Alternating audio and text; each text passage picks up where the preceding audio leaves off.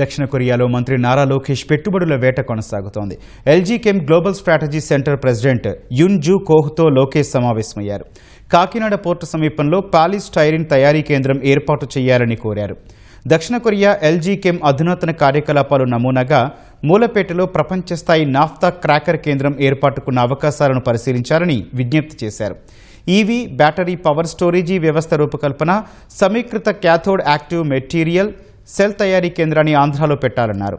SAF bio ethanol ఉత్పత్తి, జీవ ఇంధనాల తయారీ కేంద్రం ఏర్పాటు చేయాలని విన్నవించారు.